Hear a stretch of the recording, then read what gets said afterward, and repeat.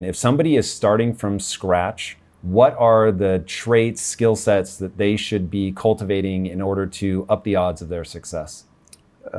They should focus on one thing in general rather than lots of different things that you're not sure about. Because if you're starting out, everything looks like an opportunity. So the correct answer is all of them are opportunities, but all of them won't work unless you pick one, right? So you have to say no to all the other mistresses. So boom, you pick one.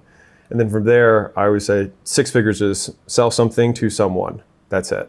And if you want more detail, sell something to someone. So it's one avatar, one product, one channel. So you don't have to figure out how do I create 20 pieces of content across. It's like, just pick one channel, one media source, whether it's Facebook, Instagram, YouTube, whatever, Twitter. Consistently start going on that, whether that's cold outbound, whether that's content, whether it's running paid ads, whether it's affiliates, word of mouth, whatever it is, and start reaching out to people there to start selling your stuff.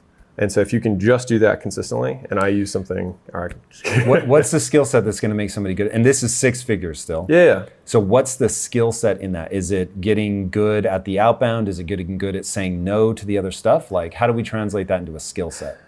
You have to learn how to advertise, which I define as the process of making known. So how do you let other people know about the stuff you sell? So you have to advertise. There's 6 ways to do it. I covered 5 just now. So there's 6 ways you can do it. And then once people engage with whatever advertisement you have to sell them. So advertising is the first skill, selling them is the second skill.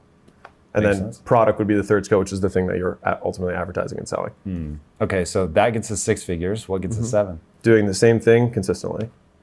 So usually once people do it in the beginning, they're sporadic, they're not consistent with it. Just the act of doing the same thing every day usually gets people to 100,000 a month, which sounds crazy to probably people listening, but most people who think that's crazy also haven't done it consistently for an extended period of time. And so I use something that I call the Rule of 100, which is 100 primary actions, whether that's 100 minutes of content creation per day, 100 reach outs per day, $100 of ad spend per day. Like you have to pick one of them, but 100 per day, and you do that for 100 days, and I promise you'll be making 6 figures if you do that. Most people won't. Yeah. I know you know that. Yeah, they will fail at Yeah. something. Yeah. What is the most common thing that you see people fail? So you give them the blueprint. Your ability to articulate a blueprint to success is insane. Legitimately insane, dude. So I'm gonna make a prediction right now. 5 years from now, in this space, you will be one of the biggest people on social media, 100% guaranteed. YouTube, podcast, whatever, because your advice is real. And I said, I was about to tell you something, and I said, I'm gonna say it on camera. And I will tell you right now, I judge everybody that comes on the show by when I'm doing the research to bring you on, which is a way bigger time investment than the interview itself. Did I actually learn something? Did I move forward? Did I enjoy myself? Dude, it was awesome. Researching you was awesome. It was good for the business. It was good for the soul, good for the mindset, everything. So this is gonna be incredible. But where do people fall down? Because most people, even knowing how articulate you are and know that people are still gonna fail is crazy. And I know that most people are gonna fail. So where do people really struggle in that equation? I think it's fear mostly. I know that's not a skill, but I think it's a character trait. And so people are afraid of not getting validated, or they're afraid of judgment that they perceive from other people that exist or don't exist in their lives.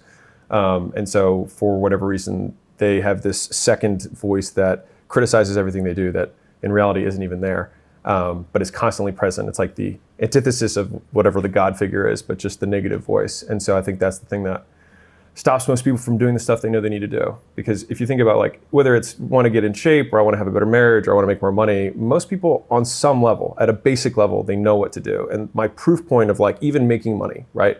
Most of us have had a bill that came up that was unexpected, a tax bill, a car breaks down, a health thing, whatever it is, and we find a way.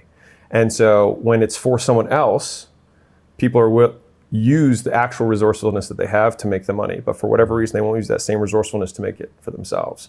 And so I think that most people know if they want to work out, to get in shape or to lose weight, whatever, they know they need to eat fewer donuts and move more in general, but they don't, right? Because they're afraid of getting started, or they don't have the discipline to keep going, which is they can't make the short-term sacrifice for the long-term achievement. So big picture, it's like there's usually some fear that's preventing from doing it. And then how it looks from a behavioral standpoint is they do not make the short-term sacrifice of discomfort for the long-term achievement.